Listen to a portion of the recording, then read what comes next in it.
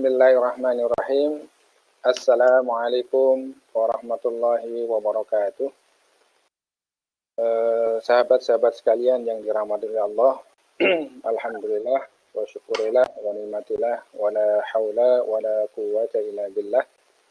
Rabbi shrah li sadri wa yassir amri wahlul 'uqdatam min lisani yafqahu qawli.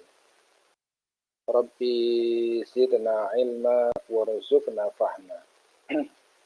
Alhamdulillah, alhamdulillah, wa syukurillah, wa ni'matillah, wa la hawla wa la quwwata illa billah.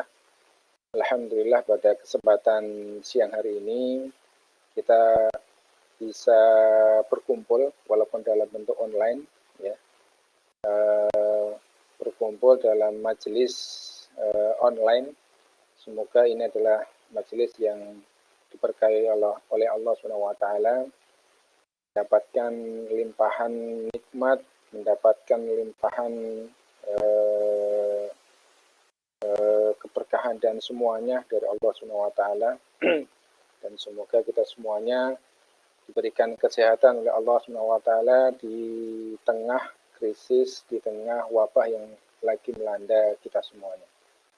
Salawat dan salam adalah kita haturkan kepada qudwah kita, junjungan kita Nabi besar Muhammad SAW, dan tak lupa kepada keluarga beliau, sahabat-sahabat beliau, dan juga zuriat beliau, dan juga termasuk juga seluruh umat kanjeng Nabi Muhammad SAW, dan semoga kita semuanya termasuk ke dalam umat kanjeng Nabi Muhammad yang di dalam hadis disebutkan sebagai umat terakhir yang dirindu oleh kanjeng Nabi Muhammad SAW, yaitu terkategori ke dalam orang-orang ashabi, yaitu sahabat-sahabat Rasul, ya, kawan-kawan Rasul yang nanti di yaumil kiamah itu akan dirindu oleh Allah SWT, dirindu oleh kanjeng Nabi Muhammad SAW. Amin Allahumma amin. Baik, sahabat sekalian yang dirahmati Allah, pada kesempatan kali ini izinkan saya untuk sedikit sharing di hadapan sahabat sekalian. Ini ada sebagai bahan diskusi yang bisa menjadi tawasobil haq wa tawasobil sober di antara kita. Semoga ini semuanya bisa semakin meningkatkan keimanan dan juga meningkatkan wawasan keislaman kita pada kesempatan yang penuh berbahagia ini. Sahabat sekalian yang dirahmati Allah, pada kesempatan kali ini izinkan saya untuk sedikit membahas terkait dengan satu tema yang saya pikir ini adalah satu tema yang sangat-sangat penting buat kita semuanya. Bisa jadi tema ini adalah tema yang sudah biasa mungkin dikaji atau didengar oleh sahabat-sahabat sekalian. Tapi saya pikir sebagai bentuk tawasobil haq wa tawasobil sober, materi ini penting untuk kita ulas kembali. Apa itu? Yaitu terkait dengan taat kepada syariat. Taat kepada syariat. Taat kepada syariat Islam atau aturan Islam itu sendiri. Nah, kenapa kok kemudian pada kesempatan kali ini secara khusus saya ingin berbagi atau mendiskusikan materi ini. Ini khususnya kalau kita kaitkan dengan wabah yang saat ini sedang melanda kita, yaitu wabah corona. Tentu akan sangat banyak sekali pelajaran-pelajaran yang kita bisa ambil, atau pelajaran yang bisa kita petik dari peristiwa atau munculnya wabah ini, wabah corona ini. Sahabat sekalian dirahmati Allah, ada beberapa hal yang kemudian bisa kita kaji lebih lanjut terkait dengan wabah ini. Yang pertama adalah yang kemudian kita kita kaitkan secara khusus ya dengan bahasan kita, yaitu taat pada syariat. Yang pertama adalah terkait dengan problem atau masalah individu kita. Kita pahami bahwa munculnya wabah corona itu adalah ketika masyarakat atau orang-orang yang ada di Wuhan sana, di Cina, itu memakan makanan yang itu tidak sesuai dengan syariat. Kita tahu bahwa munculnya wabah corona itu berasal dari virus yang asalnya itu bukan dari manusia, tapi asalnya dari hewan. Dan kita tahu bahwa virus itu berasal dari binatang yang sangat menjijikkan bagi kita yang sudah memahami bahwa itu adalah menjijikkan. Yang pertama adalah binatang kelelawar, dan yang kedua adalah kalau dalam bahasa Jawa itu terenggiling. Kita tahu virus itu berasal dari itu. Baru kemudian ketika virus ini masuk ke manusia, maka kemudian dari sinilah manusia bisa tertransfer ke manusia. Itu adalah faktanya. Jadi, pertanyaan menarik adalah kenapa kok kemudian virus yang membahayakan itu bisa masuk ke manusia? Ternyata memang kita telusuri dan kita tahu faktanya bahwa virus yang awalnya berada di kelelawar itu kelelawar itu kemudian dimakan oleh sebagian masyarakat di Wuhan, menjadi makanan-makanan yang kita tahu sendiri sangat luar biasa. Mereka memakannya seperti memakan makanan biasa, seperti memakan daging ayam atau memakan daging sapi dan seterusnya. Jadi daging kelelawar ini dianggap sesuatu yang biasa saja. Nah, inilah titik permasalahannya, sahabat-sahabat sekalian dirahmati Allah. Jadi ketika seseorang itu tidak melandasi di dalam amal perbuatannya, itu tidak melandaskan pada syariat, maka yang terjadi adalah sebuah malapetaka. Yang terjadi adalah sebuah kebencanaan. Ya. Nah, contohnya adalah virus corona ini. Ketika orang itu memakan kelelawar dan juga kemudian memakan terenggiling, itu seperti memakan ayam, daging ayam atau memakan daging sapi, itu menjadi problem. Nah, kita memang pahami ya bahwa orang-orang yang ada di Wuhan sana itu memang tidak beragama Islam. Sehingga kemudian ketika bicara tentang memakan kelelawar atau binatang yang lain, ini tidak menjadi soal bagi mereka. Tapi yang menjadi titik concern kita adalah kita sebagai kalau kita lihat sebagai akal manusia saja, ya, secara manusiawi saja. Maka orang yang memakan kelelawar itu bagi kita sudah tidak logis lagi secara manusiawi. Secara manusiawi tidak logis lagi. Kenapa? Binatang yang berada di tempat, kalau siang hari di tempat yang gelap, terus kemudian bentuknya aja seperti itu, gitu kan? Kalau kita lihat bentuknya itu mengerikan, terus kemudian ada racun banyak yang menempel di dirinya. Kenapa kok kemudian manusia masih memakan binatang yang seperti itu? Itu baru dari sisi kemanusiaan. Nah, apalagi kalau kemudian kita tarik dari sisi agama, maka kita yakin ketika sesuatu itu telah diharamkan oleh Allah, gitu kan? Nah, ini kan menjadi pembuktian, ya, menjadi pembuktian bahwa memang apa yang disampaikan oleh Islam itu benar, bahwa yang disampaikan oleh Islam itu benar, bahwa yang kemudian ditetapkan dalam aturan Islam itu benar.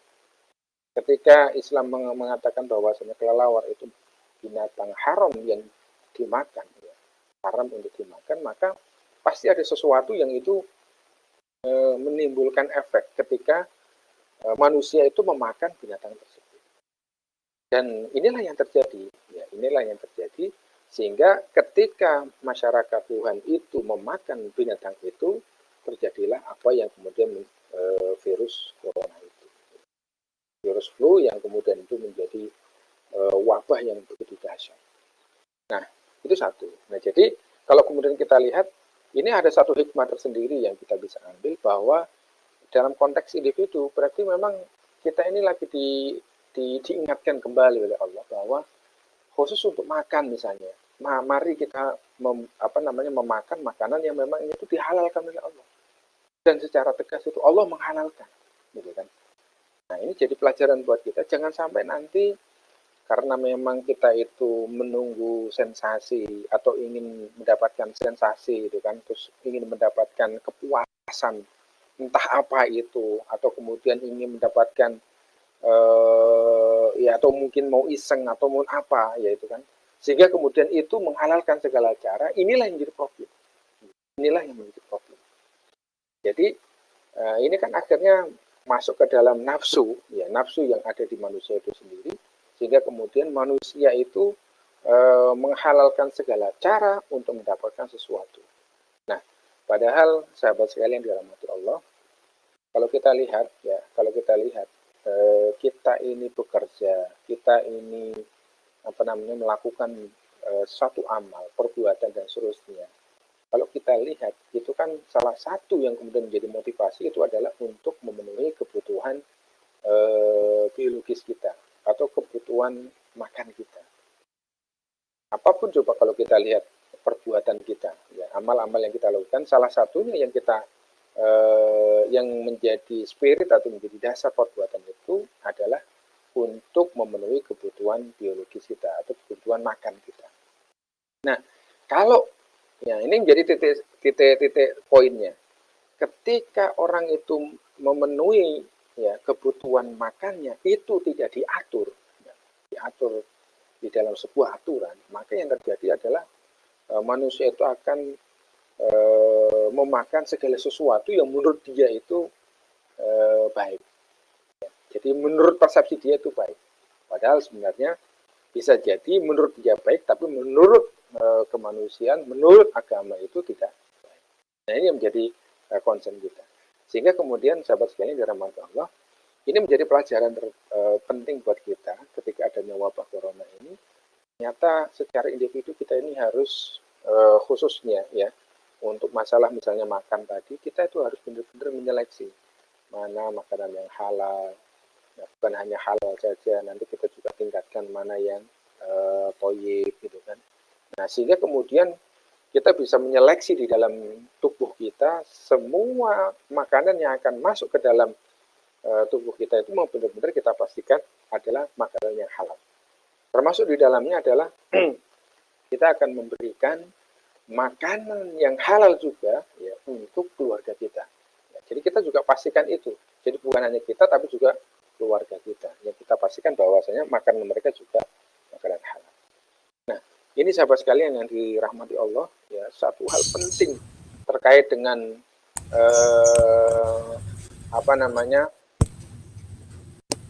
pelajaran penting dalam virus corona ini adalah yaitu taat pada syariat. Ya, secara individu tadi. Coba bayangkan sahabat sekalian. Kadang-kadang kita ini kan masuk orang yang kadang-kadang kita itu egois. Kan ini makan makanan saya. Ini kerjaan saya, gitu kan. Terus kemudian yang saya lakukan itu juga terkait dengan saya, gitu kan. Uang saya, gitu kan. Nanti saya yang akan menanggung risikonya. Kadang-kadang kan kita muncul persepsi atau sesuatu yang seperti itu. Atau bisa jadi persepsi seperti ini itu juga dihinggapi oleh sebagian besar dari masyarakat kita. Gitu. Jadi egoisme itu ada di kita. Kan ini makanan saya, yang makan saya. Ya nanti yang akan yang menanggung risiko, saya biarin saja, saya juga siap untuk menanggung risiko. Nah, kadang-kadang seperti itu.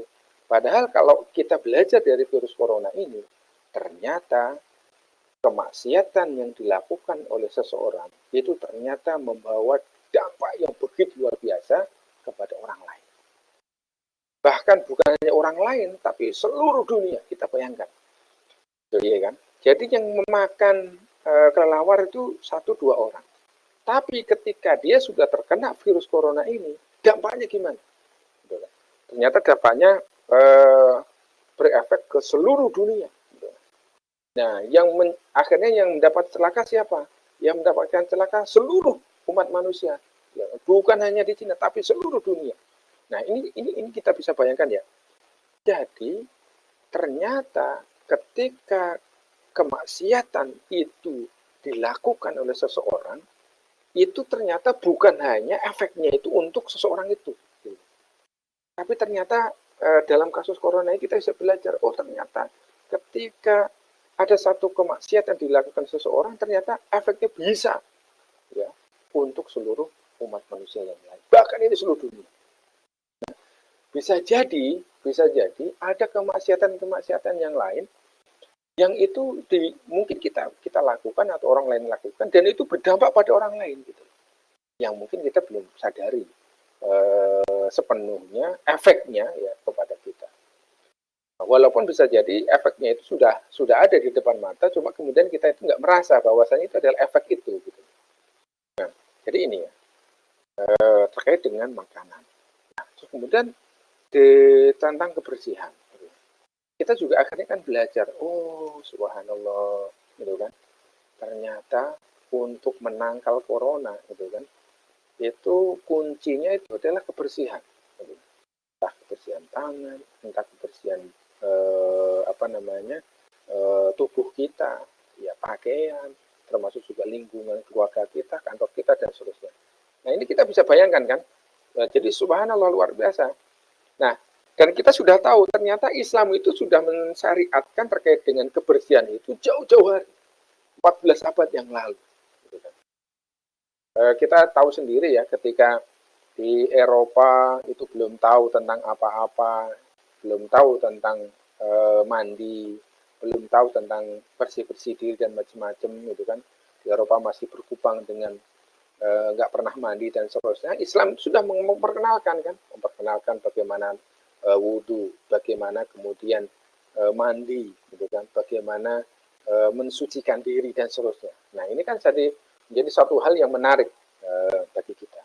Jadi memang subhanallah dengan adanya wabah ini kita juga akhirnya kita belajar subhanallah ternyata memang syariat Islam kalau kemudian kita terapkan ya di dalam konteks individu misalnya untuk kebersihan ya ini ternyata memang itu membawa efek yang luar biasa dan itu memberikan dampak yang luar biasa. Nah ini beberapa kasus ya, beberapa case yang kita bisa ambil pelajaran terkait dengan virus corona ya, itu dalam konteks individu. Nah, dalam konteks masyarakat dan bernegara, kita bisa juga ambil ibrohnya atau kita bisa ambil pelajarannya. Yang pertama apa? Yaitu yang terkait dengan bagaimana kesigapan ya, tuntunan Islam ya di dalam bagaimana cara pemerintah menghadapi ketika ada wabah. Ini menjadi satu pertanyaan menarik ya. Apakah kemudian Islam itu memberikan tuntunan, memberikan panduan bagaimana seorang negarawan atau dalam konteks ini adalah negara untuk menyiapkan diri ketika ada wabah seperti ini. Nah ini jadi pertanyaan menarik gitu kan. Apakah syariat Islam itu memberikan tuntunan ataukah tidak? Nah ternyata syariat Islam itu sudah memberikan tuntunan yang begitu luar biasa dan begitu jelas. Contoh misalnya dalam banyak hadis, saya yakin teman-teman sekalian juga sudah tahu dan sudah bagaimana Rasulullah Muhammad SAW, ya, qudwah kita, yang itu memberikan penjelasan di dalam hadis bahwa ketika ada wabah, gitu kan, kita itu diminta untuk tidak mendatangi suatu wilayah, gitu kan, yang kena wabah itu, dan kemudian orang-orang yang ada di wilayah itu untuk tidak keluar dari wilayah itu ke lain. Atau dalam konteks lebih dalam bahasa sekarang itu ya bahasa lockdown lah. Jadi ini kan satu syariat ya, satu syariat dalam konteks ini dulu ya, interaksi masyarakatnya dulu ya. Dalam konteks ketika ada wabah yang itu mematikan, yang itu begitu luar biasa, wabah taunnya itu kan, maka Islam itu telah memberikan panduan. Wahai negara, ketika ada seperti ini, ya kebijakan yang harus diambil adalah tutuplah perbatasan-perbatasan, gitu kan, jagalah perbatasan sehingga kemudian masyarakat yang dari luar tidak masuk ke daerah yang kena wabah, gitu kan, yang dari wabah itu tidak keluar gitu kan, dari daerah yang kena wabah. Supaya apa? Nah, kan akhirnya kita bisa bisa memahami ya, ketika syariat ini katakanlah tidak diambil sampai saat ini ya, tidak diambil oleh pemerintah kita. Kita tahu beberapa waktu yang lalu, ketika bukan waktu yang lalu, beberapa hari yang lalu, ternyata memang sebagian masyarakat Jakarta itu berbondong-bondong mudik. berbondong-bondong mudik. Dan coba apa yang kemudian terjadi? Ternyata memang itu menjadi suatu masalah tersendiri sampai kemudian Gubernur Ganjar Pranowo, ya Pak Ganjar itu yang di Jawa Tengah sampai marah-marah. Mohon jangan mudik gitu kan. Karena dengan mudik ini itu membawa endemik, ya, pandemik corona yang ada di Jakarta dan Jabodetabek ke daerah. Itu bisa kita bayangkan ketika tidak ada instruksi lockdown itu. Dan itu terjadi. Dan kalau kita lihat saat ini cerita terkait dengan yang kena ya virus COVID ini ya, virus corona ini yang awalnya itu masih terus berkutat di daerah Jabodetabek, Jakarta, Bogor dan sekitarnya. Sekarang itu informasi terkait dengan masyarakat atau orang atau penduduk ya warga yang terkena ya COVID ini ternyata sudah menyebar mulai dari Jawa Tengah sekarang sudah mulai muncul, terus kemudian Jawa Timur juga muncul dan seterusnya. Nah ini satu hal ya, ketika ya anjuran atau tuntunan dari Islam itu tidak dipraktekkan, tidak diterapkan. Itu pertama terkait dengan pembatasan interaksi ketika ada wabah. Ternyata Islam itu memberikan panduan. Terus yang kedua, yang menjadi penting lagi itu adalah bagaimana sih, gitu kan? Kalau kita lihat pemerintah kenapa kemudian tidak mengambil kebijakan lockdown ini kan? Kalau kita lihat beberapa kali yang muncul dan itu dikeluarkan sebagai sebuah statement politik itu adalah ketika pemerintah itu berhitung dengan situasi ekonomi. Apakah kemudian pemerintah itu mampu ya, untuk mengcover itu semuanya, gitu kan, ataukah tidak? Gitu kan. Ataukah pemerintah itu mempunyai cadangan terkait dengan itu semua ataukah tidak? Nah, ini kan menjadi pertanyaan penting, gitu kan. Menjadi pertanyaan penting adalah bagaimana sebenarnya fundamental ekonomi sebuah negara selama ini itu dikelola. Itu kan menjadi penting. Jadi fundamental ekonomi ya, suatu negara itu dikelola selama ini seperti apa? Apakah memang siap untuk menghadapi ya, wabah-wabah yang dalam tanda kutip muncul secara tiba-tiba ini ataukah tidak? Nah, kalau kita lihat ternyata dalam sikon Indonesia ini sepertinya pemerintah Indonesia itu belum siap gitu kan, belum siap untuk menghadapi ini. Kenapa kok seperti itu? Ini kan menjadi pertanyaan menarik. Kalau kemudian kita lihat, sahabat sekalian dirahmati Allah, kalau kita lihat itu problem fundamental yang kemudian muncul itu adalah ketika negara kita itu basis ekonomi ya, penopang dalam konteks dia membangun ekonominya itu menggunakan paradigma kapitalis ribawi. Ini menjadi problem tersendiri. Kenapa kok kemudian ini menjadi problem sendiri? Coba sahabat sekalian bisa bayangkan. Ketika sebuah negara itu mengambil ekonomi kapitalis, gitu kan, maka dalam frame kapitalis ini sebuah negara itu dia tidak menjadikan jadi gini. Spiritnya itu adalah negara itu hanya sebagai regulator. Ya, spiritnya sebagai regulator. Jadi negara itu tidak mengelola sendiri sumber daya alam yang ada. Nah, ini yang terjadi di Indonesia. Seperti apa faktanya? Kita bisa lihat sumber daya alam yang ada di Indonesia, mulai dari minyak, gitu kan, gas bumi, batu bara, terus kemudian tambang-tambang yang lain itu kan, itu kan kemudian saat ini itu hampir semuanya sebagian besar dikuasai oleh asing. Ini menjadi yang menarik, ya, dikuasai oleh asing. Nah, kita bisa melihat ya saat ini tambang-tambang besar ya, mulai dari Caltek, dari Newmont, terus kemudian British Petroleum, terus kemudian yang di Papua itu Freeport dan macam-macam itu adalah perusahaan-perusahaan multinasional yang itu menguasai sumber daya alam Indonesia. Nah, ini adalah problem tersendiri. Ya, problem tersendiri. Jadi ketika ekonomi fundamental ekonomi Indonesia itu dibangunnya dengan perspektif kapitalis, maka sumber daya alam yang ada ini kemudian diserahkan atau diserahkan kepada swasta atau asing. Sehingga sumber daya alam yang begitu besar ini itu tidak dikuasai oleh Indonesia, oleh pemerintah Indonesia. Nah, terus apa hubungannya dengan saat ini? Nah, inilah yang kemudian menjadi titik tekan kita. Ketika negara kita kondisinya seperti ini, gitu kan, ya. Terus kemudian saat ini kita butuh uang banyak. Gitu. Ketika butuh uang banyak, ya, biasanya secara logika kan gini, ketika kita ini butuh uang banyak, itu akan mudah ketika kita itu punya aset kan gitu. Kita punya uang dan kita punya aset. Contohlah saat ini nih, dalam virus wabah corona ini.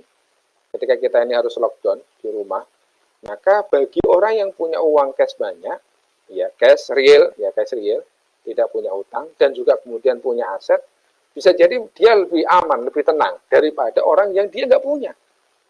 Aset nggak ada, uang cash nggak ada, gitu kan. Semuanya barang-barang ada di rumah itu hutang semuanya. Coba bayangkan, apa yang terjadi? Saya yakin yang seperti ini itu akan agak lebih khawatir ya menghadapi kemungkinan wabah sekarang daripada yang kemudian masyarakat yang atau penduduk yang dia itu punya seperti itu. Ini juga terjadi dalam konteks negara. Ya. Dalam konteks negara, ketika fundamental ekonominya itu tidak didasarkan mendasarkan pada kapitalis, sehingga kemudian dia itu untuk aset-asetnya dijual kepada asing, ya, terus kemudian diserahkan kepada asing, sehingga kemudian dia tidak punya aset sendiri yang mau dia kelola, maka ini jadi problem. Nah, makanya kan kalau kita lihat ya, apa yang kemudian diambil oleh pemerintah langkah-langkahnya itu kan, akhirnya apa? Akhirnya menambah hutang, kan gitu. Ketika menambah hutang, apa yang terjadi? Ya inilah jadi problemnya, gitu kan. Menambah hutang itu kan berarti menambah sesuatu yang itu menjadi problem tersendiri. Apalagi kemudian hutangnya hutang ribawi. Yang itu sudah kita bahas, ketika hutang itu hutang ribawi, yang itulah malapetaka itu terjadi. Nah, ini sahabat sekalian yang dirahmati Allah. Dan jadi kita dalam konteks wabah corona ini, akhirnya kita juga bisa belajar. Oh, ternyata ketika sebuah negara fundamental ekonominya itu menganut kapitalisme ribawi, ya pasti akan kelimbungan ketika menghadapi wabah corona ini. Sudahlah dia nggak punya aset karena sumber daya alamnya itu dia tidak bisa kendalikan karena dikendalikan oleh swasta dan asing. Sudah begitu tumpukan ribawinya begitu banyak gitu kan, sehingga kemudian bingung juga. Ditambah lagi sekarang kurs dolar itu sudah membengkak. Kita bisa bayangkan, akhirnya negeri kita atau negara kita ini begitu kelembungan untuk mencari dana cash untuk memberikan stimulus baik ekonomi maupun yang lain.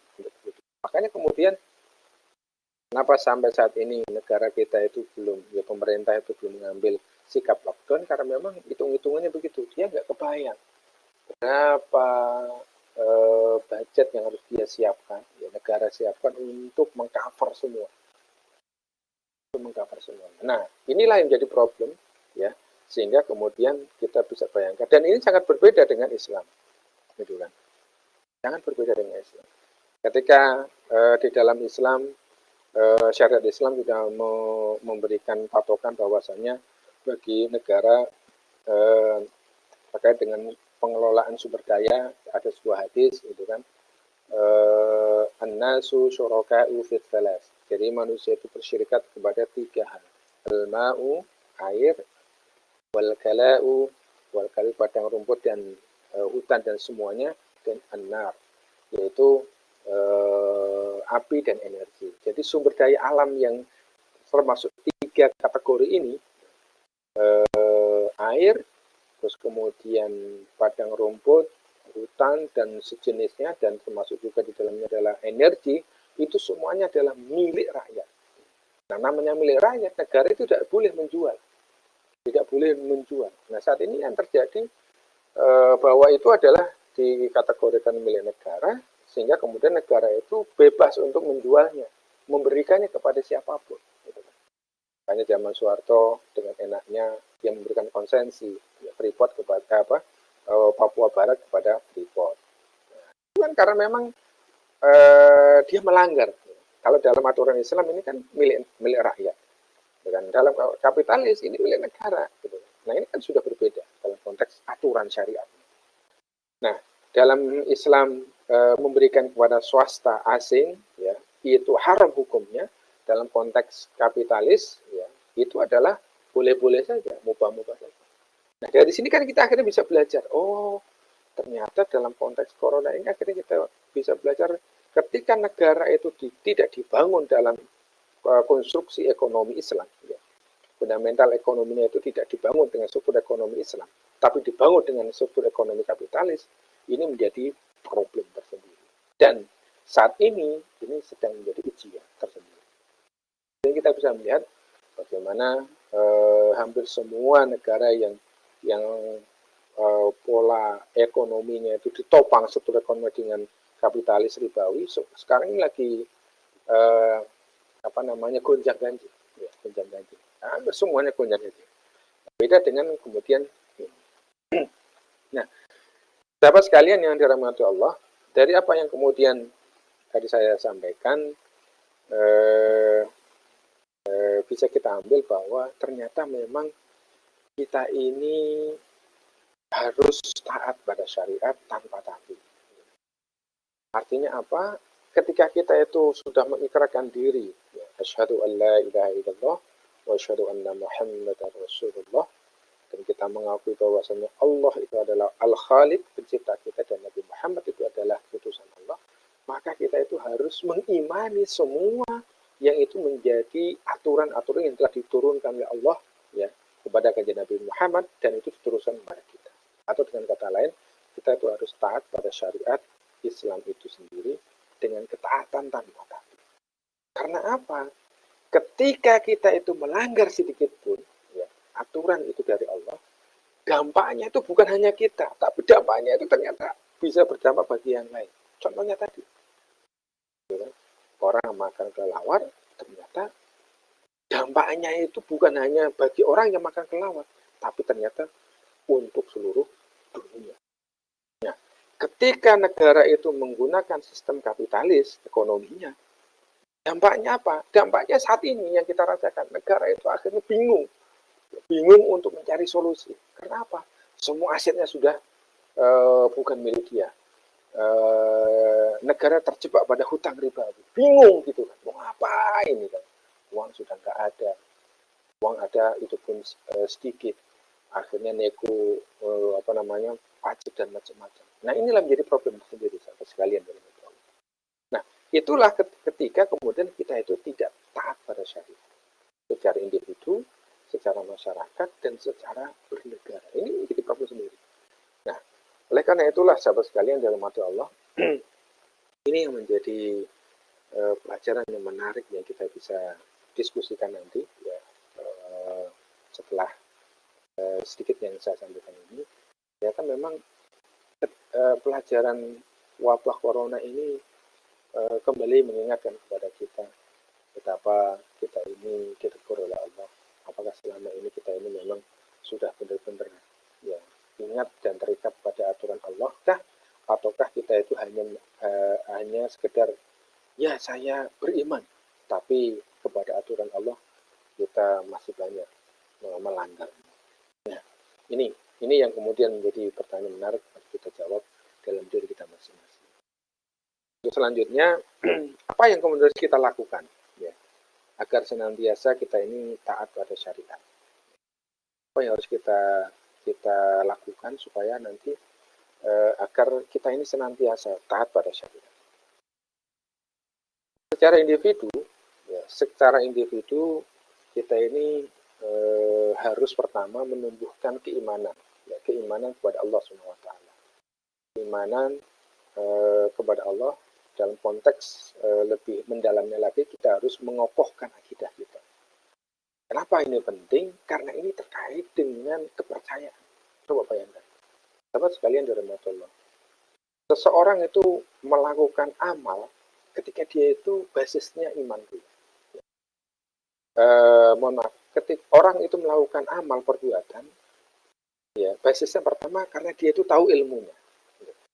Contoh misalnya, saya melakukan, misalnya saya mau makan, gitu kan? Berarti kan saya melakukan amal lupa makan. Nah, kenapa saya melakukan makan itu? Karena saya tahu bahwa saya harus makan supaya saya bisa hidup. Berarti kan ada ilmu, gitu kan? Ada ilmu yang kemudian mengindap di dalam pikiran saya. Jadi al-amal qabla ilmu. Jadi kita melakukan perbuatan itu pasti ada ilmu. Namun, nah ilmu itu juga harus ditopang oleh keimanan, iman. Karena ilmu ketika tidak ditopang oleh iman, yang terjadi adalah dia akan melakukan segala sesuatu tanpa batas.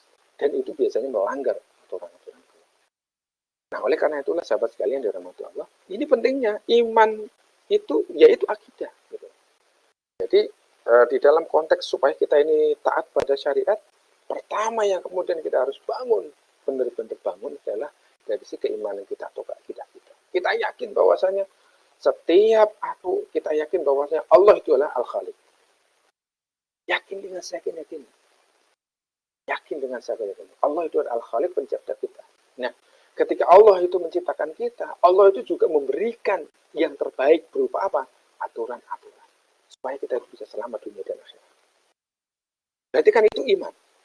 Iman bahwasanya semua aturan yang diberikan oleh Allah itu adalah baik.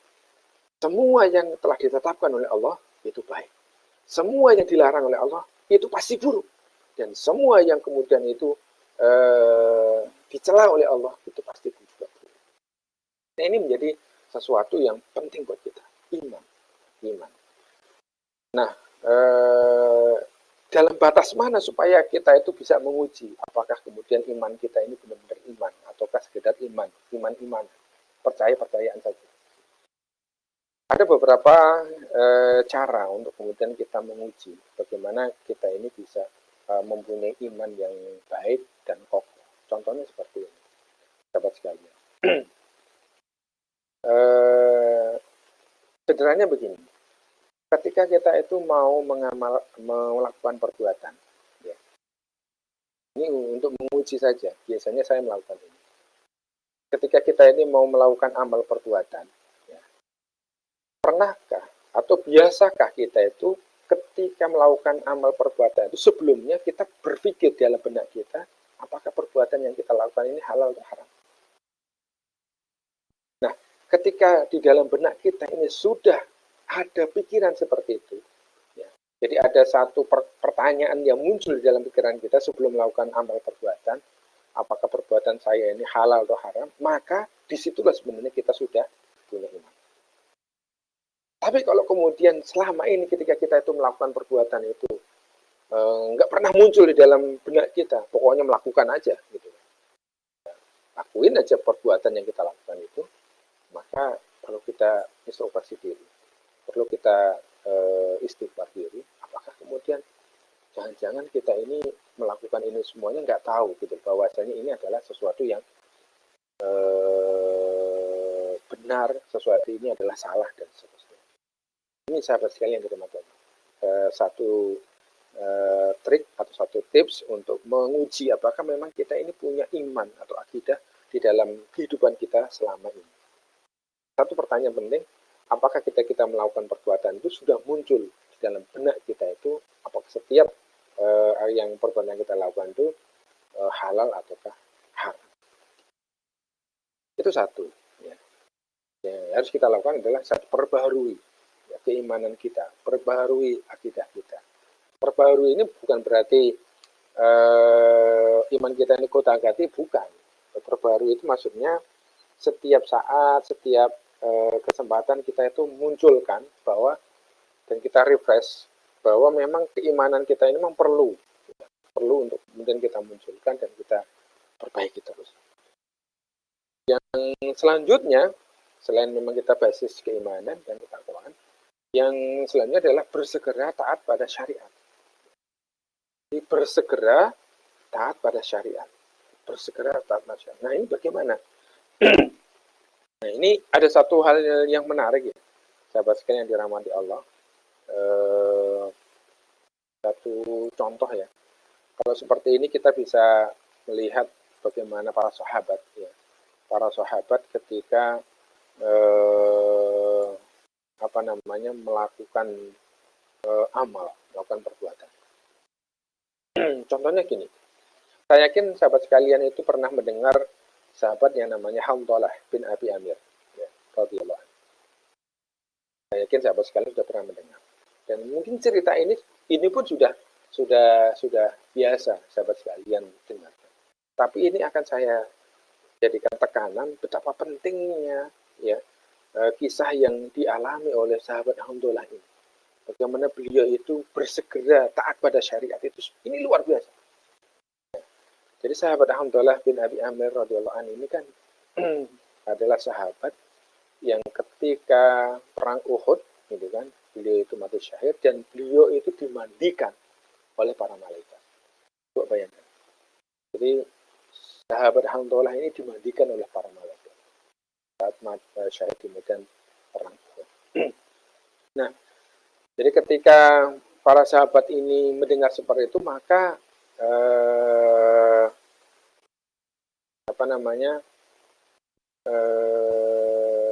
sahabat Hamdalah ini ya, sahabat Hamdalah ini ketika mendapatkan atau mendengar seruan perang ya, ketika itu Rasulullah mengumumkan akan adanya perang Uhud. Nah, ketika beliau mendengar, maka beliau pun bergegas menyambut panggilan ini. Dan apa yang terjadi? Beliau kemudian berperang begitu luar biasa semangatnya sehingga kemudian beliau syahid dalam perang Uhud tersebut. Nah, Ibnu Ishaq pernah berkata, Rasulullah SAW pernah bersabda, sesungguhnya sahabat Hamdalah ini itu dimandikan oleh malaikat. Maka tanyakanlah bagaimana kabar keluarganya. Jadi Rasulullah itu meminta para sahabat untuk kemudian bertanya kepada keluarganya. Maka kemudian para sahabat pun, yaitu Ibnu Ishaq, kemudian bertanya kepada istrinya. Dia pada malam itu adalah pengantin baru. Istrinya pun berkata, ketika mendengar panggilan untuk berperang, suamiku keluar, padahal dalam keadaan junub. Rasulullah SAW kemudian bersabda, begitulah ia telah dimandikan oleh malaikat. Jadi sahabat sekalian dirahmati Allah, ini sebuah gambaran ya, sahabat Hamdalah ini sebuah gambaran kepada kita dan ini pelajaran buat kita. Bagaimana ketika sahabat Hamdalah ini ya sedang menikmati sebuah kenikmatan yang luar biasa. Ya. Malam Jawa, mohon maaf ini saya agak terbuka sedikit. Jadi malam pertama, malam Jawa, gitu kan. Ini adalah sebuah kenikmatan bagi pasangan muda, gitu kan. Dan ini ternyata ketika sedang menikmati kenikmatan dunia ini, sahabat Alhamdulillah itu mendengarkan seruan berperang menuju perang Uhud. Coba bayangkan itu diri kita ini lagi habis menikah, terus kemudian malam pertama lagi asik-asiknya dengan istri kita, gitu kan. Baru malam pertama, dan kemudian kita juga baru asik-asiknya, sehingga kemudian kita juga baru zawat, gitu kan. Coba bayangkan, diri kita waktu itu mendengar seruan jihad, mendengar seruan perang, apa yang kita lakukan? Jadi kita cuekkan kan, gitu kan, kita acuhkan atau kita biarkan. Boro-boro itulah seruan jihad. Wong tetangga saja sudah kita anggap angin lalu kan, gitu kan, suara-suara apa yang terjadi.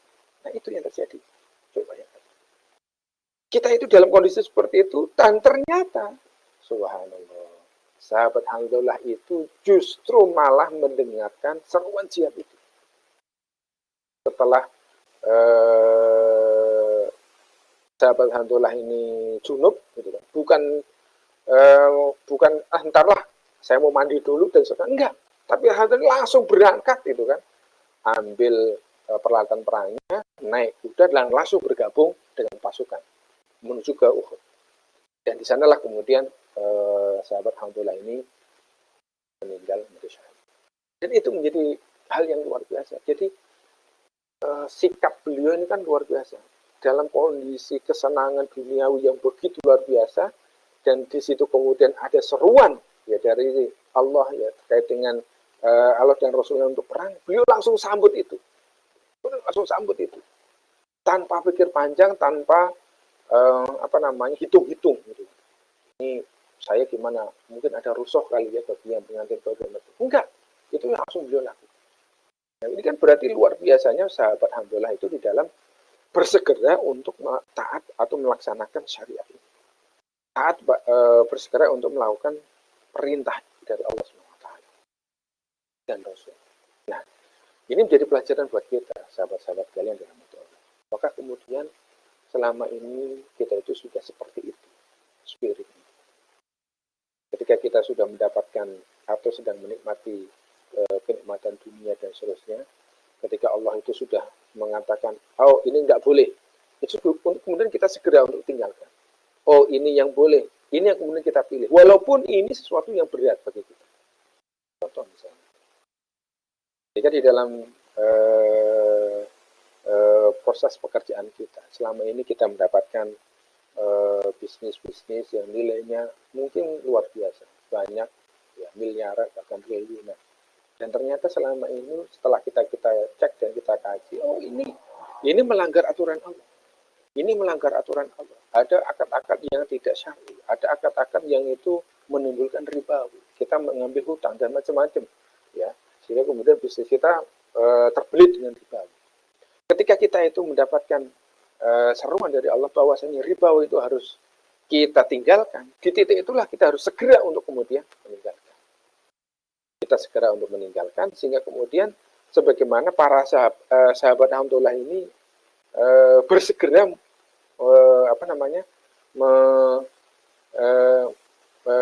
menyeru atau menyambut seruan dari Allah dan Rasul. Nah, ini menjadi satu pertanyaan penting dan satu ibrah tersendiri. Jadi sahabat sekalian dari Allah, selain kita tingkatkan keimanan dan ketakwaan kita, yang kedua adalah kita berusaha untuk bersegera taat pada syariat Allah. Nah, dan yang ketiga adalah kita ingat tentang pengawasan Allah, muraqabatullah. Kita ingat dan selalu ingat bahwa kita ini diawasi oleh Allah. Sahabat sekalian dari Allah, kita ini harus ingat betul bahwasanya kita ini dimanapun kita, dalam kondisi apapun kita ini sedang dan senantiasa diawasi oleh Allah SWT. Jadi kita ini diawasi oleh Allah. Ini satu permisalan yang menarik ya, sahabat sekalian dari Allah. Ketika kita ini ada di lampu merah, sedang berjalan di lampu merah, terus kemudian di pojok sebelah kanan itu ada Pak Polisi. Coba bayangkan apa yang terjadi. Kita ini kan langsung merasa polisi ini kayak ngawasin kita, polisi ini kayak memperhatikan kita. Terus kita akhirnya salah tingkah sendiri. Akhirnya berpikir kan, ini jangan-jangan SIM saya mati nggak ya, STNK saya masih hidup nggak ya, motor saya ini perlengkapannya masih hidup nggak ya, mobil kita ini dan seterusnya kan, kita akhirnya berpikir sendiri kan. Jadi padahal polisi itu hanya berdiri aja di samping itu kan, ya, di pojok kanan itu. Coba bayangkan sahabat sekalian di rahmat Allah. Perasaan kita senantiasa diawasi itu muncul bukan oleh kepada polisi, tapi muncul ke dalam diri kita itu merasa senantiasa diawasi oleh Allah SWT. Coba bayangkan. Kalau itu terjadi, subhanallah, sahabat sekalian dari Allah, saya yakin kita itu pasti akan taat kepada syariat Allah. Kita tidak akan berpikir untuk melakukan kemaksiatan. Karena apa? Karena kita itu yakin kita sekarang itu sedang diawasi oleh Allah. Dimanapun, kapanpun, dan pada saat apapun. Itulah yang disebut dengan muraqabatullah. Pengawasan Allah. Muraqabatullah. Kita sedang diawasi oleh Allah. Dan itu banyak sekali nas, baik Al-Quran maupun hadis yang menjelaskan itu. Dan kita sudah diingatkan oleh Allah SWT terkait dengan itu. Karena banyak dalam hadis kan disebutkan, Allah itu berada dekat dengan kita, ya, sedekat, lebih dekat dari batang leher kita. Itu bisa kita ambil perumpamaan itu bahwa Allah itu sangat dekat dengan kita. Nah, sekarang kan pertanyaannya itu adalah, apakah kita itu selama ini merasa kita itu diawasi oleh Allah SWT? Kita diawasi oleh Allah. Apakah kita itu merasa bahwasanya Allah itu hadir, ada di sekeliling kita atau tidak? Ini yang menjadi penting. Jangan sampai nanti kita itu merasa iman pada Allah, tapi pada faktanya kita itu tidak merasa bahwasanya Allah itu hadir di kita. Allah itu ada di sekitar kita. Dan Allah itu selalu mengawasi kita. Nah, ini menjadi pertanyaan penting buat kita. Nah, dan yang keempat, ya, supaya kita ini bisa senantiasa taat pada syariat adalah kita itu ingat, kita ini akan mati. Ingat kepada kematian. Maka di dalam hadis yang disebutkan bahwasanya salah satu pengingat, ya, bagi seseorang, ya, supaya dia itu ingat kepada Allah dan Rasul, itu adalah kematian. Hanya kita akan diminta oleh Allah untuk membiasakan diri untuk ziarah kubur. Bukan untuk apa-apa, untuk menumbuhkan keimanan kita bahwa kita akan mati seperti mereka, gitu. Pertanyaannya bukan kita mati seperti mereka, bukan, tapi apa yang sudah kita persiapkan untuk kematian itu? Apa yang kemudian kita siapkan ketika nanti Allah itu bertanya kepada kita, wahai fulan, bagaimana dengan amalan? Apa yang sudah engkau perbuat ketika di dunia? Amal perbuatan baik, apakah amal perbuatan buruk? Lebih banyak mana? Lebih banyak yang baik atau yang buruk? Dan itu semua itulah yang kemudian akan kita dimintai pertanggungjawaban. Dan itulah yang kemudian yang kita bayangkan ketika kita nanti akan mati. Dan sahabat sekalian dirahmati Allah, kita tahu bahwasanya kita yakin bahwasanya kita itu pasti mati. Dan kita yakin kita tidak tahu kapan kita mati. Jadi pertanyaan penting adalah dengan apa kita itu sudah mempersiapkan? Dengan baikkah ataukah belum apa-apa dalam menyambut kematian? Ini jadi penting bagi kita. Kemudian dalam kesempatan ini kematian ini itu bisa menjadi cara agar kemudian kita itu biasa atau terbiasa atau senantiasa taat pada syariat. Nah, dalam konteks itu dalam konteks individu, ya. Nah, dalam konteks masyarakat, agar kita ini senantiasa masyarakat dan negaranya itu taat pada syariat, nah tentu yang pertama adalah kita harus mendorong, ya, mengajak siapapun agar taat pada syariat. Kita harus dorong dan kita harus serukan terus kepada siapapun agar semuanya itu taat pada syariat. Tidak lelah di dalam menyerukan, mengajak orang-orang atau siapapun, dan tidak putus asa, ya, mengajak mereka untuk senantiasa taat pada syariat. Karena apa? Karena sekali ada kemaksiatan, seperti yang saya sampaikan tadi, sekali ada kemaksiatan yang itu dilakukan oleh orang per orang, baik yaitu muslim maupun non-muslim, ya, ketika ada kemaksiatan, ternyata kemaksiatan itu bukan hanya, ya, berpengaruh atau berakibat kepada orang yang tersebut saja, tapi juga ternyata berdampak kepada masyarakat yang lain, bahkan seluruh dunia. Nah, ternyata seperti itu. Nah, coba kalau itu, ini kan menjadi clear, ya, bahwasanya memang ternyata dakwah itu penting. Dakwah untuk menyeru kepada kebaikan, menyuruh kepada keimanan, itu penting ternyata. Di sini, di wabah corona ini kita bisa belajar, ternyata dakwah itu penting. Coba bayangkan, kalau itu tidak ada dakwah, apa yang terjadi? Jadi, seluruh dunia ini melakukan banyak kemaksiatan. Ya, sudah banyak kemaksiatan, tunggulah kehancuran yang terjadi. Saat ini saja, ya, sudah ada dakwah, ya, dakwah itu ternyata apa ya, seperti menggarami lautan. Jadi ini kemaksiatannya sudah menjadi sesuatu yang biasa gitu loh. Jadi dakwahnya begitu gencar, yang begitu luar biasa, ternyata seolah-olah tidak berpengaruh apa-apa. Tapi ini bukan berarti mengecilkan bahwa kalau begitu nggak perlu dakwah, bukan. Disinilah yang justru menjadi pentingnya. Jadi pentingnya ternyata dakwah saat ini itu menjadi urgent. Nah, oleh karena itulah marilah kita menjadi duta-duta dakwah. Balighu walau ayat. Sampaikan dariku walaupun satu ayat. Ya, sampaikan semua tentang Islam, tentang syariat Islam, baik dalam konteks individu, masyarakat, walaupun sampai bernegara. Mari kita kembali kepada syariat Islam. Mari kita kembali kepada aturan Allah. Insya Allah, kalau kemudian kita melaksanakan aturan Allah, insya Allah akan ada keberkahan di sana. Ada keberkahan di sana.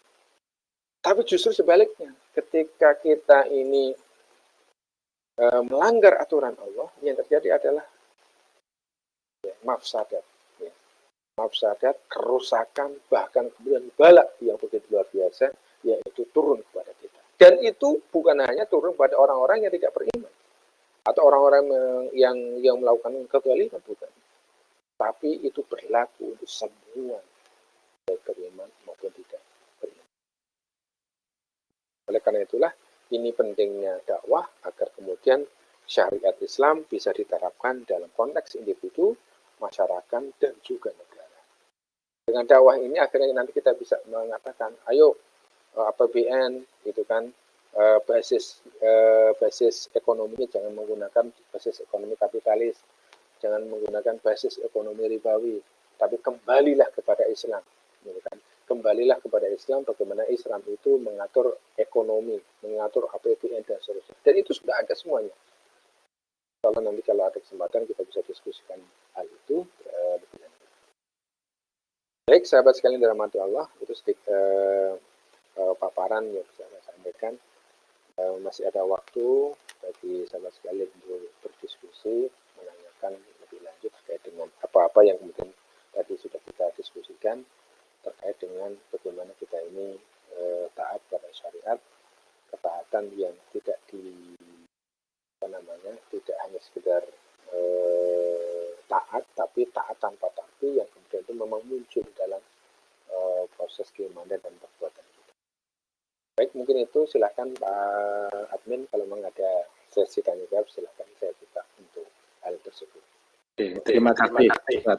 Silakan bagi rekan-rekan yang ingin bertanya bergantian.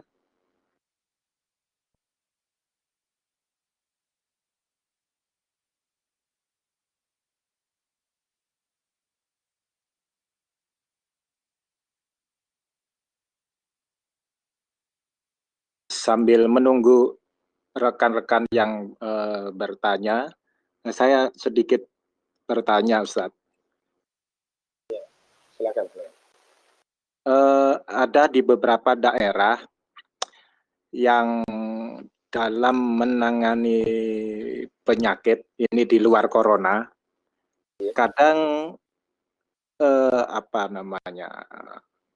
memakan hewan-hewan yang ya tidak sesuai syariat kita gitu. Tapi memang itu katanya obat untuk penyakit tersebut. Nah, mengenai ketidaktahuan masyarakat ini gimana ini, Ustaz? Karena kadang ya banyak yang nggak tahu mengenai hewan tersebut, tahunya bahwa hewan itu bisa menyembuhkan salah satu penyakit. Terima kasih. Ini memang jadi menarik ya, menarik. Terkait dengan obat ini, kita harus dudukkan dalam dua hal. Pertama adalah informasi bahwasannya memang itu bisa dipakai obat. Ini harus kita pastikan betul. Jangan sampai nanti kita kena hoax gitu. Contoh misalnya kemarin itu kan ada bayi lahir terus kemudian bisa ngomong dan kemudian mengatakan bahwasanya telur itu adalah obat untuk corona kan itu kan. Wah, akhirnya kan rame itu kan. Nah, akhirnya rame. Nah, sehingga kemudian apakah pertanyaan itu benar gitu kan, telur ini bisa dipakai untuk obat corona. Nah, jadi ternyata kan tidak seperti itu. Itu adalah hoax gitu kan. Nah, jadi terkait dengan obat, pertama harus kita pastikan bahwa memang fakta itu memang benar untuk obat, gitu. Bukan hoax atau bukan yang lain. Tapi yang benar-benar itu adalah untuk obat. Contoh, dulu kita juga pernah mendengar yang namanya ponari, gitu kan, yang dengan batu ajaibnya bisa menyembuhkan segala macam penyakit, yang gitu kan. Nah, ini kan hoax gitu kan, hoax gitu kan. Nah, itu satu ya. Jadi kita pastikan bahwasanya informasi makanan ataupun sesuatu itu memang berdasarkan realitas, memang betul itu adalah bisa dipakai untuk obat. Itu satu. Nah, terus yang kedua adalah terkait dengan hukum, gitu kan, hukum obat itu sendiri.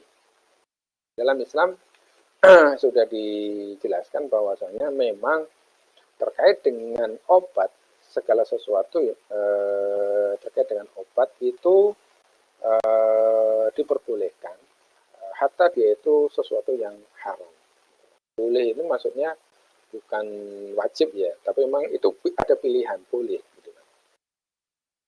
Nah, kenapa seperti itu? Karena memang secara detail Kanjeng Nabi Muhammad SAW itu memberikan tahsis atau kekhususan, ya, kekhususan untuk obat, khusus untuk obat saja ya, untuk pengobatan.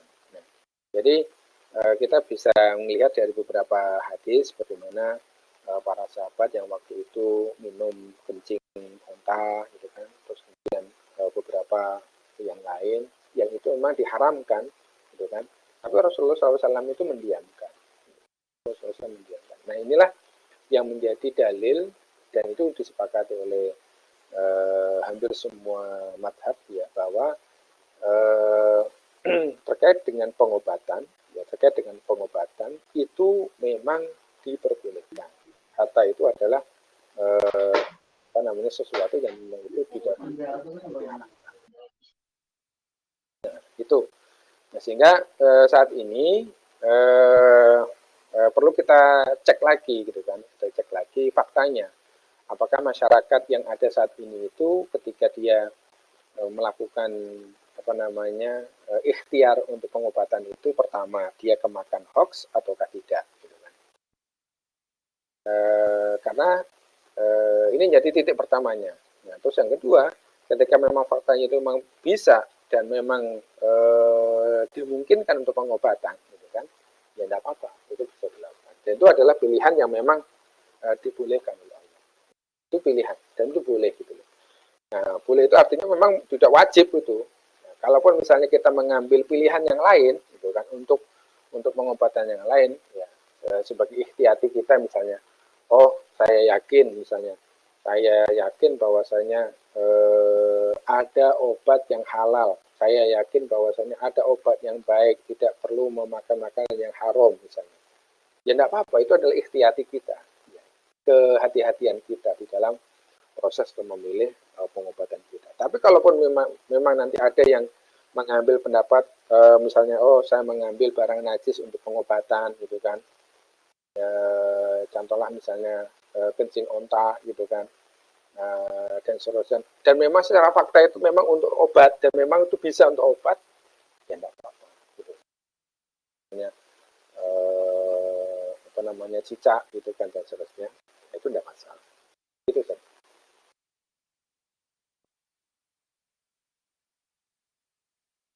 Terima kasih.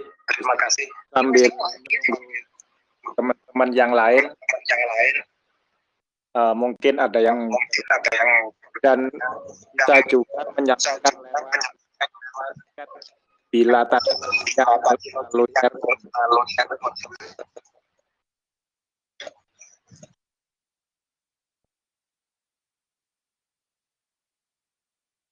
silakan kalau mau tanya. Ya, terima kasih Pak Eko. Assalamualaikum Pak Ustadz. Waalaikumsalam, silakan. Pak Ustadz, ini saya ada bertanya, mungkin ini keraguan atau gimana. Kita tahu bahwasanya virus corona ini atau disingkat dengan COVID-19 ini tiba-tiba saja muncul gitu. Yang tadi Ustadz sudah menjelaskan bahwasanya COVID-19 ini berasal dari salah satu hewan. Hewannya itu adalah kelelawar yang dimakan oleh manusia. Sehingga virus-virus yang ada di kelelawar itu termasuk COVID-19 ini atau virus corona ini terjangkit ke manusia. Sehingga wadahnya yang tadi di inangnya tadi di kelelawar, terus mereka pindah ke manusia sehingga menyebarlah seluruh dunia atau pandemik sekarang ini. Nah, itu salah satu itu yang mungkin itu alamiah penyebaran virus itu. Tapi apakah di balik itu ada agenda politis yang kita tidak tahu tujuan utamanya apa? Apakah ini untuk menghancurkan ekonomi dunia atau untuk menghancurkan umat Islam yang kekuatannya adalah komunal yang bertemu. Nah, ini kemungkinan yang banyak sekali yang kita yang kemungkinan yang kita curigai ini, Ustaz. Nah, mungkin itu saja dari saya, Ustaz. Assalamualaikum warahmatullahi wabarakatuh. Baik. Waalaikumsalam warahmatullahi wabarakatuh. Baik Pak Dodi. Ya. Ustaz. Secara pribadi, memang ini kan memang ada dua pendapat ya. Dua pendapat. Pertama terkait dengan virus corona ini ada yang menganut teori konspirasi, dan ada konspirasi besar yang muncul, entah itu sehingga kemudian disebut dengan senjata biologi dan seterusnya. Ada yang mengatakan tidak, ini adalah satu kejadian kezaliman yang memang dilakukan, kemaksiatan dilakukan oleh masyarakat yang kemudian itu menyebar begitu saja. Dan ini menjadi dampak yang enggak terduga, enggak terkontrol. Gitu. Nah, kalau saya pribadi, memang gimana ya? Kalau terkait dengan teori konspirasi, ini ada senjata biologi dan macam-macam. Secara fakta ternyata memang ada, gitu kan? Ada literasi-literasi yang menunjukkan bagaimana dulu Amerika, gitu kan, ketika untuk meluluh lantakkan ya masyarakat yang ada di Timur Tengah dan seterusnya, itu menyebarkan virus, gitu kan. Masuk di dalamnya adalah kolera dan macam-macam, dan itu ternyata dokumennya ada. Dokumennya ada dan itu sudah diakui. Termasuk juga beberapa kejadian-kejadian wabah-wabah yang ada, ternyata memang ada sebagian memang itu ada rekayasa senjata biologi. Dan faktanya memang ada. Nah, terus pertanyaannya, apakah pada saat ini virus corona itu dimungkinkan untuk ke arah sana? Ada teori konspirasi penyebaran virus senjata biologi dan seterusnya. Apakah memungkinkan? Kalau dalam konteks memungkinkan, pasti terbuka peluang untuk memungkinkan ke arah sana. Terbuka peluang untuk memungkinkan ke arah sana. Cuma pertanyaannya memang secara ini kan belum ada dokumen ya, belum ada dokumen resmi yang menunjukkan itu, dan memang faktanya memang kalau terjadi seperti ini, dokumen itu pasti 10 tahun atau 20 tahun ke belakang baru kemudian dia muncul, gitu kan, baru ada. Oleh karena itu dan terkait dengan senjata biologi atau konspirasi, karena memang ini realitasnya adalah sebuah konspirasi yang memang itu susah untuk diterka, susah ditebak dan macam-macam, dan memang ini butuh pembuktian yang luar biasa. Maka secara pribadi saya mengatakan kalau apakah ini mungkin, tapi kalau kemudian ditanya apakah ini konspirasi ke arah sana, saya juga nggak bisa menjawab ke arah sana apakah ini konspirasi atau tidak. Jadi kalau ditanya apakah ini mungkin. Tapi kalau ditanya apakah ini sebuah konspirasi, saya juga tidak bisa mengatakan bahwa ini adalah sebuah konspirasi. Karena memang faktanya kita bisa belum menduga. Nah, apalagi kemudian dalam konteks kejadian ini, kejadian seluruh dunia. Satu itu. Terus yang kedua, kalau ini terjadi seluruh dunia, saya yakin pasti ada statement itu kan dari sebuah negara, entah itu adik kuasa dan macam-macam, mengatakan ini gara-gara kamu, gitu kan, senjata biologi kamu dan seterusnya, gitu kan. Pasti ada statement ke situ. Contoh yang menarik itu adalah ketika terjadi di Irak, gitu kan. Ya, terjadi pembunuhan masyarakat ketika perang Irak-Iran itu, ada gas sarin, ada senjata biologi dan macam-macam. Itu kan langsung kan terblow up, gitu kan. Terblow up bahwa ini adalah rekayasa yang dilakukan oleh rezim untuk membungkam aktivis-aktivis dan gerakan-gerakan untuk menumbangkan rezim yang ada, itu kan, dengan gas sarin, dengan senjata biologi dan macam-macam. Itu terungkap itu. Terungkap, dan itu kemudian terungkap dokumen-dokumennya juga. Nah, ini berbeda dengan kasus COVID ini. Jadi tidak ada dokumen yang menunjukkan itu. Apalagi kemudian kalau kita lihat kan masing-masing ini ada rivalitas. Cina dengan Amerika kan gitu. Terus kemudian dengan Rusia dan macam-macam, ini ada rivalitas. Dan saya yakin ketika ada rivalitas ini, terus itu ditengarai ini adalah senjata biologi, gitu, atau konspirasi, saya yakin rivalnya ini pasti akan mengungkap fakta, gitu, mengungkap fakta, bla bla bla bla bla bla, gitu kan. Pada faktanya sampai saat ini kan Amerika sebagai rival utama itu tidak mengatakan ini adalah konspirasi, tapi ini adalah virus Cina, kan gitu, atau yang lain.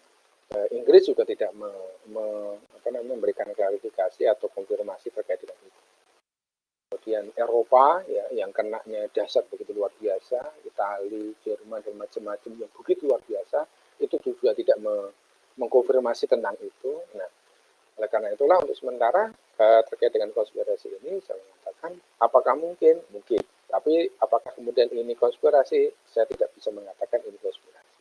Itu faktanya tidak ada negara yang mengkonfirmasi tentang itu. Itu terkait dengan konspirasi ataukah tidak, apalagi ini terkait dengan umat Islam secara khusus. Nah, seperti itu Pak, yang bisa saya jawab.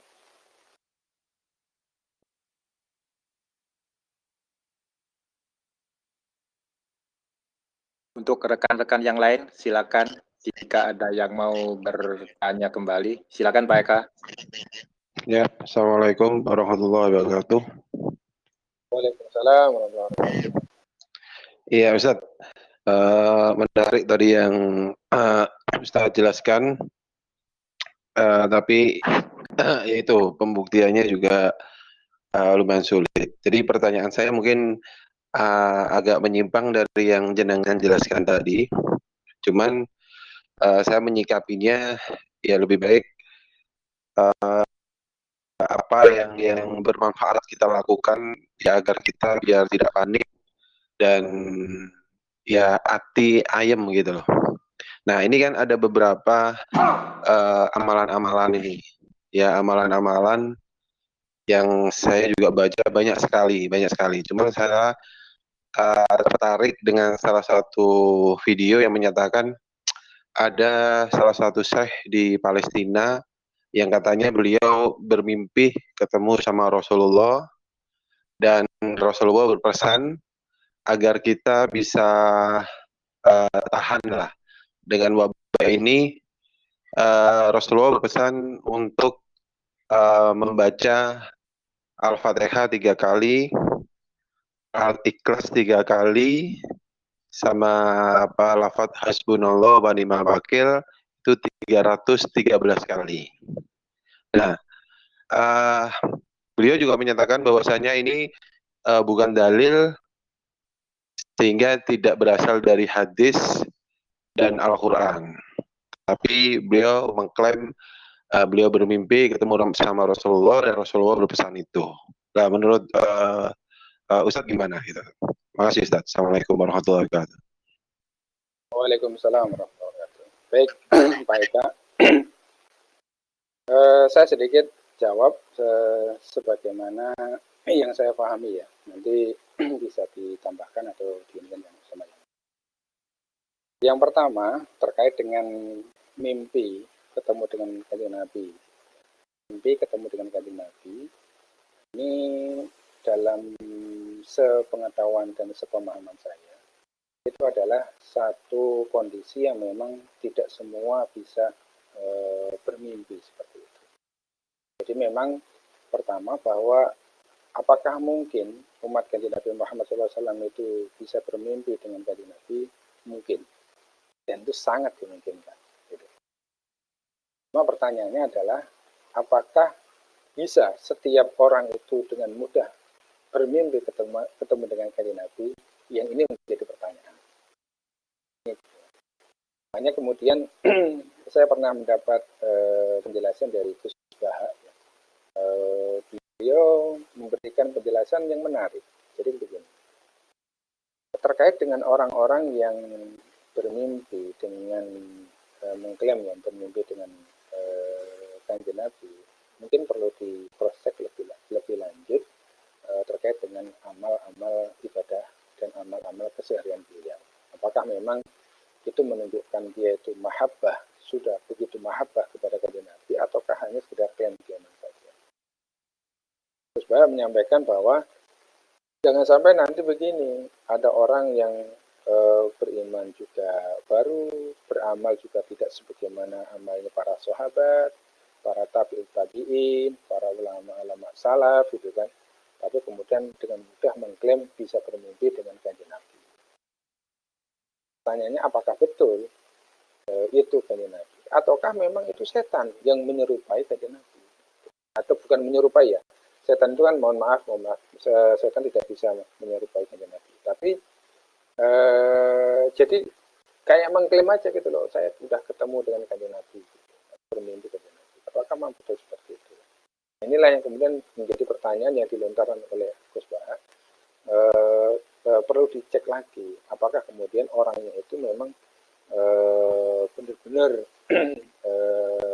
taat pada Allah, dengan ibadahnya baik, terus kemudian dia minim untuk melakukan kemaksiatan dan seterusnya.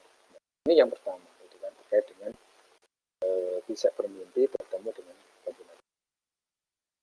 Terus yang kedua, kalaulah memang betul, gitu kan, kalaulah memang betul terkait dengan mimpinya, dia sudah bermimpi ketemu dengan kanjeng Nabi, dan memang secara faktanya kita bisa buktikan bahwa beliau itu orangnya alim, orangnya memang tawadhu, orangnya itu takarrub kepada Allah itu begitu luar biasa, sehingga kemudian tidak ada kemungkinan lah dia itu melakukan hal-hal yang aneh dan seterusnya, dan ternyata memang beliau itu bermimpi dengan kanjeng Nabi, dan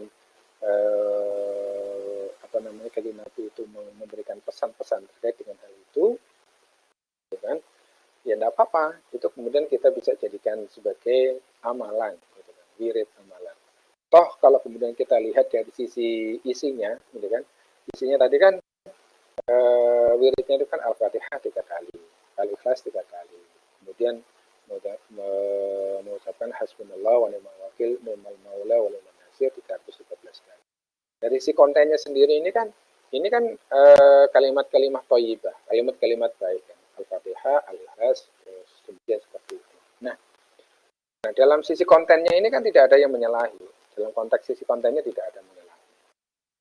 Nah, sehingga kalaulah kemudian kita mengambil bahwa ini wirid yang kemudian kita ambil untuk membentengi diri, dan kita khususkan untuk supaya nanti kita terbebas dengan corona dan macam-macam, gitu kan. Nah, dalam konteks konten itu tidak masalah, gitu. Dalam konteks konten. Nah, yang menjadi problem pertanyaan menarik itu adalah apakah memang betul ini berasal dari Syekh yang dari Palestina itu. Ini menjadi pertanyaan menarik. Kan? Karena saat ini itu banyak sekali berita-berita hoax yang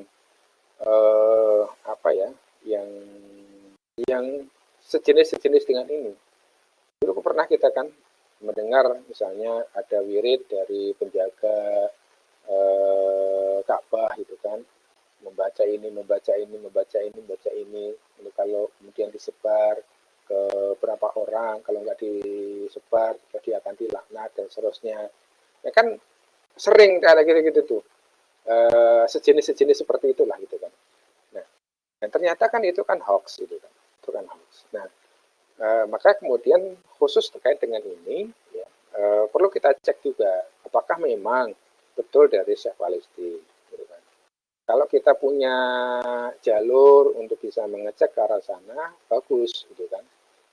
Bagus, kemudian kita bisa cek langsung. Tapi kalau nggak punya, ya kita pakai logika sederhana saja, gitu kan. Logika sederhana saja. Biasanya ketika ada info, ya info terkait dengan begini-begini, gitu kan.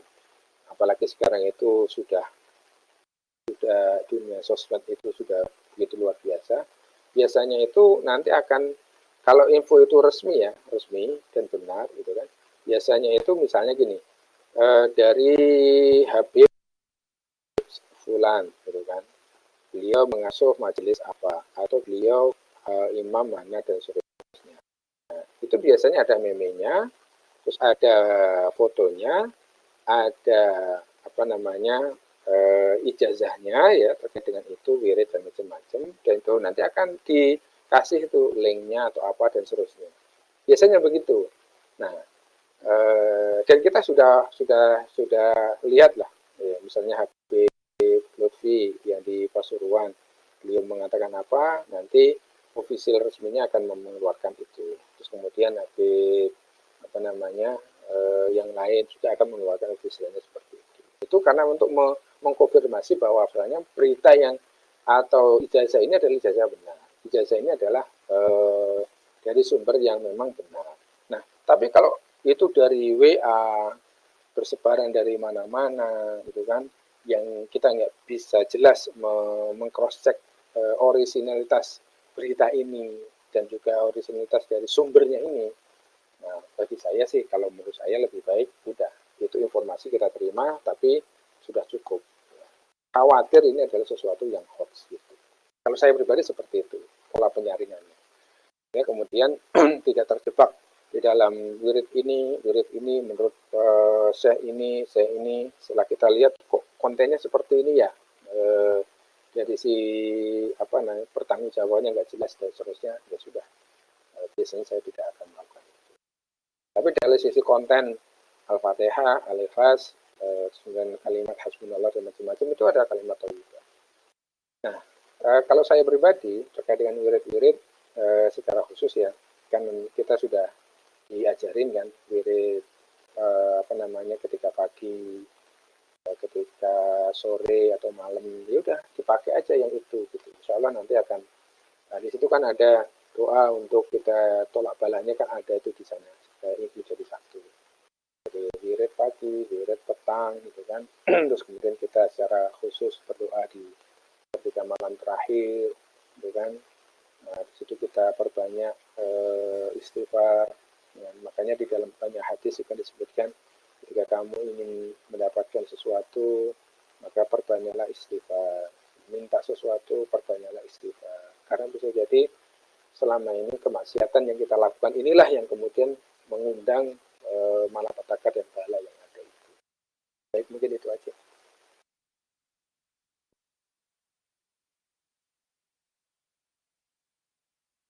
Gimana Pak Eka? Oke, sebentar kita nanti break sebelum asar, tepatnya jam 3.00. Jika ada teman-teman yang lain ingin bertanya, silakan.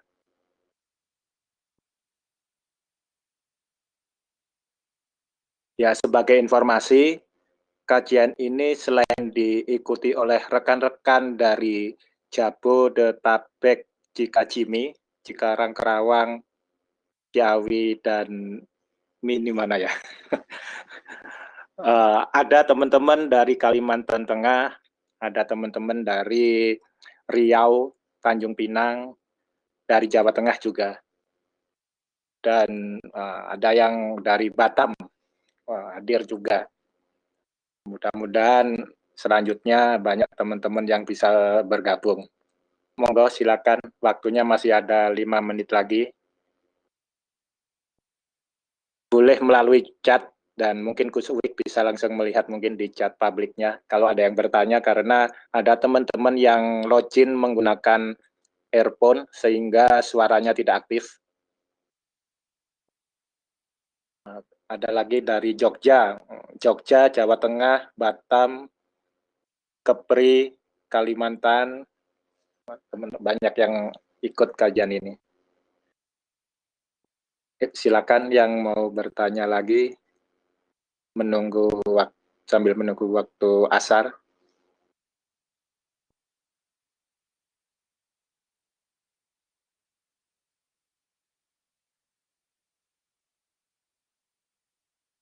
Boleh chatting yang tadi login menggunakan earphone.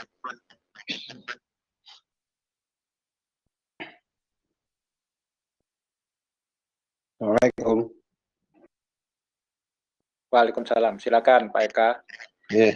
Iya, ini karena nggak ada yang nanya, jadi saya lanjut ngobrol.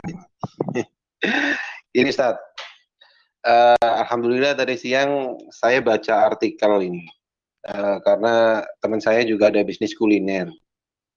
Nah, katanya itu prediksi dari seorang yang mengaku ahli kuliner ini, jadi kondisi seperti ini, kondisi semi lockdown ini, paling ringan itu akan sampai bulan Mei, ya. Terus medium itu sampai bulan Juli. Terus paling parah itu nanti akan bulan ke September. Nah, ini saya mau menanyakan ke Ustadz ini.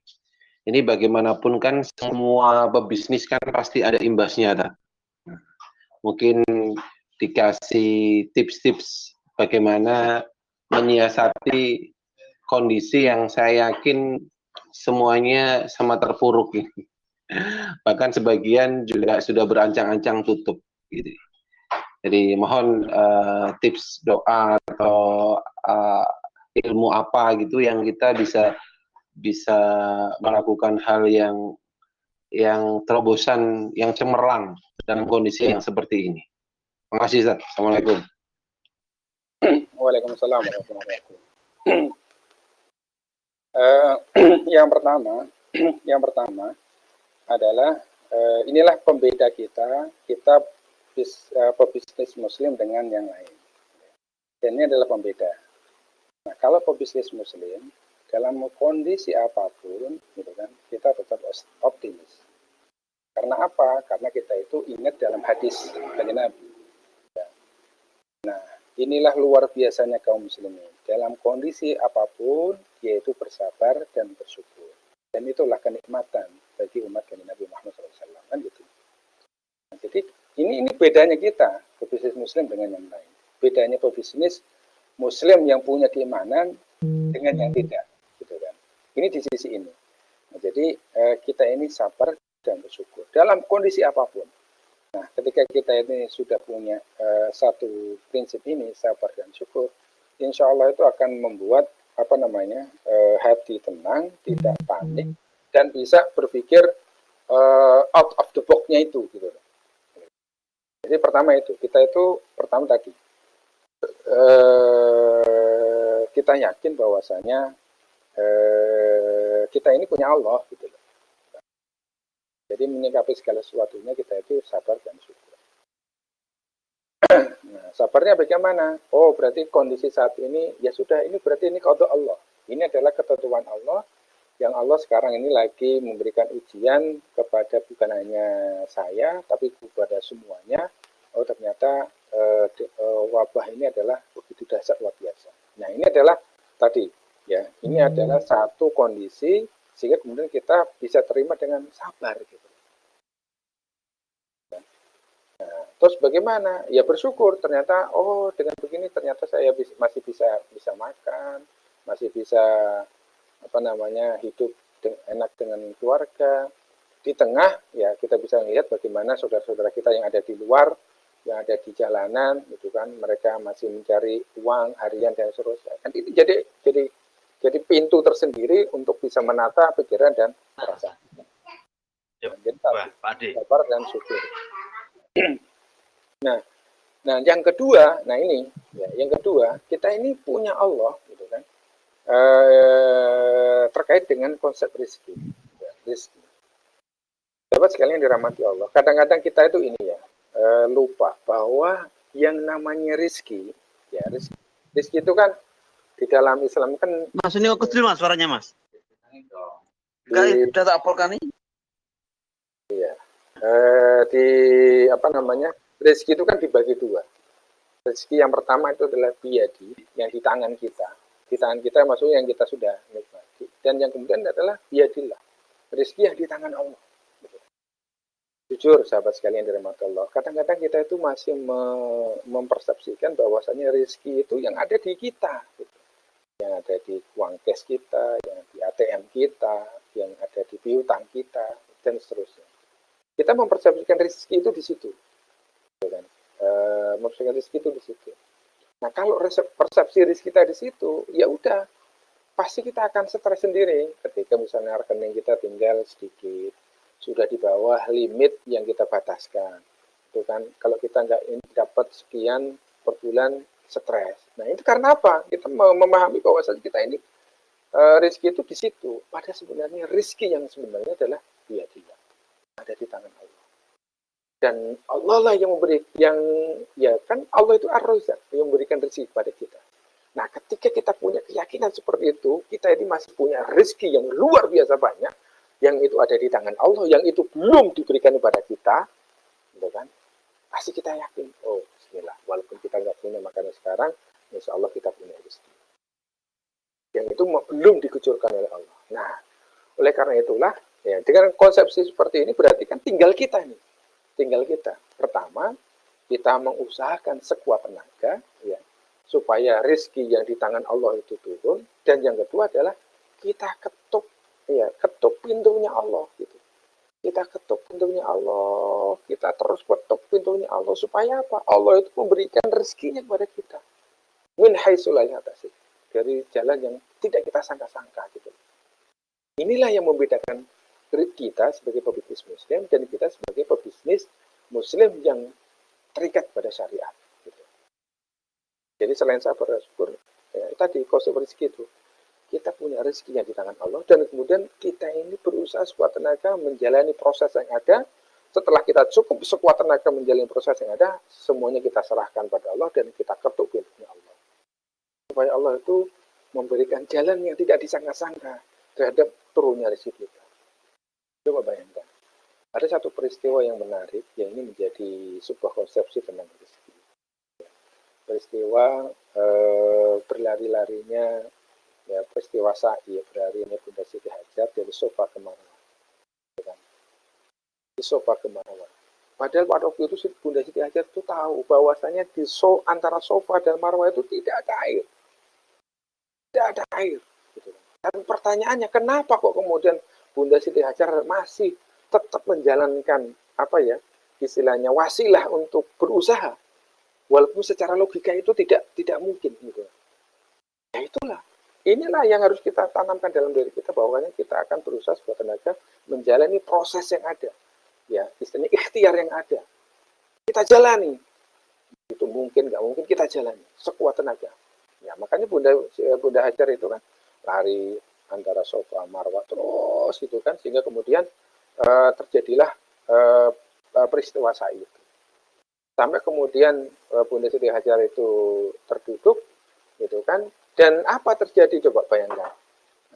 Rezeki yang muncul berupa munculnya air Zam-Zam itu kan bukan di antara Safa Marwah, tapi agak menjauh, ya kan, malah di dekatnya, di belakangnya, Maqam Ibrahim yang searah dengan Ka'bah. Kan agak jauh itu, gitu kan? Agak jauh. Nah, artinya apa? Setelah kita berusaha sekuat tenaga, ya, untuk menjalankan proses ikhtiari kita, gitu kan, sekuat tenaga, maka kemudian kita kembalikan kepada Allah, kita ketuk pintu Allah, gitu kan? Yang dengan itu bisa jadi Allah itu memberikan rezeki yang dari jalan yang tidak disangka-sangka. Dan itulah yang terjadi, apa yang kemudian dialami oleh Bunda Siti Hajar. Itu menjadi pelajaran buat kita. Gitu. Nah, sehingga dalam konteks saat ini di dalam wabah ini, pertama tadi ya, dalam persepsi kita yakin rezeki dari Allah, terus kemudian kita usahakan. Nah, dari sinilah kemudian kan, setelah kita punya konsepsi sabar dan syukur, akhirnya kan pikiran kita tenang. Dan akhirnya kita akan membuat challenge gitu kan. Kita pikir, apa sih yang kemudian dalam saat ini yang sangat dibutuhkan oleh orang. Nah, di situ kan akhirnya kita bisa berjalan, bisa mapping gitu kan. Mapping, apa ini? Kuliner. Kuliner pun yang kuliner seperti apa, gitu kan. Berarti kuliner saat ini kan yang dibutuhkan kuliner yang cepat, prosesnya cepat, terus kemudian bergizi dan dia higienis gitu kan, dan yang lain. Nah, seperti apa? Nah, inilah tantangan-tantangan yang harus diciptakan gitu kan. Terus kemudian dipadukan dengan online dan seterusnya. Nah, jadi saya yakin dengan ada ini nanti akan muncul tuh ide-ide baru, bagaimana kemudian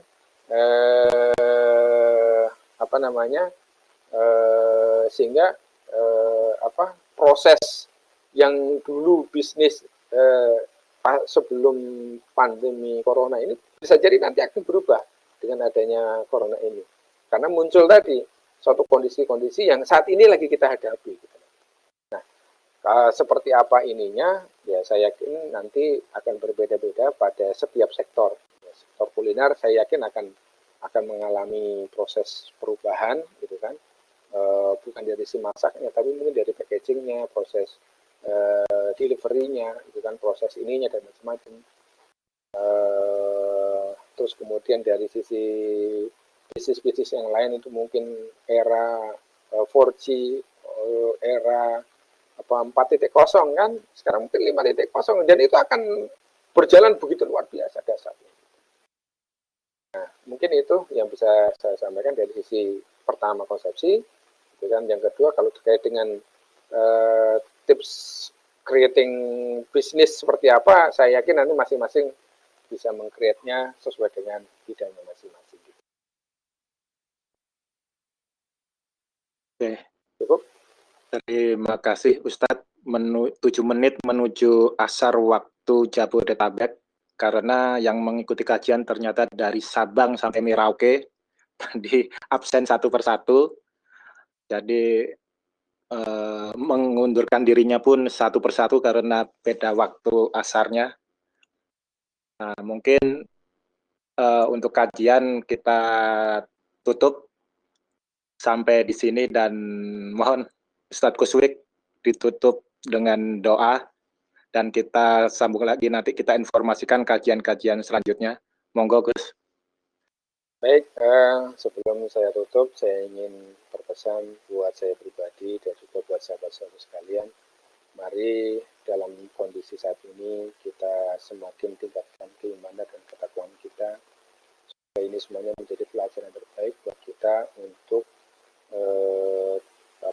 senantiasa taat terikat dengan syariat Allah, taat dan terikat syariat Allah, insya Allah akan membawa keberkahan buat kita. Dan yang ketiga, mari bersama-sama kita tingkatkan dakwah kita. Kata dengan adanya wabah corona ini, dakwah ini menjadi penting. Betapa kita tanpa ada dakwah, berarti kemaksiatan akan berjalan di mana-mana. Ketika kemaksiatan berjalan di mana-mana, yang celaka bukan orang yang melakukan kemaksiatan saja, tapi juga kita semuanya yang ada di dunia merasakan kerusakan-kerusakan itu. Dan itulah pentingnya kita dakwah. Dakwah mengajak kepada orang kembali pada syariat, mengajak orang menerapkan syariat, dan juga mendorong negara untuk menerapkan syariat.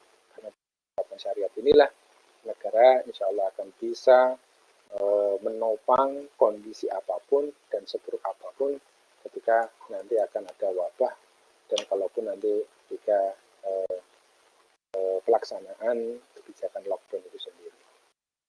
Nah, mari kita tutup acara ini dengan membaca istighfar. Astagfirullahaladzim. Alhamdulillahirrahmanirrahim. Subhanakallahumma wa bihamdika asyhadu an la ilaha illa anta astaghfiruka wa atubu ilaik. Assalamualaikum warahmatullahi wabarakatuh.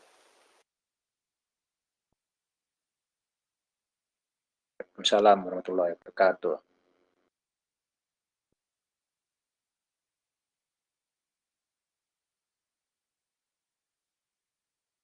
Demikian kajian kali ini. Nanti kita informasikan kembali kajian-kajian selanjutnya, baik kajian harian maupun kajian oil mingguan. Terima kasih. Assalamualaikum warahmatullahi wabarakatuh.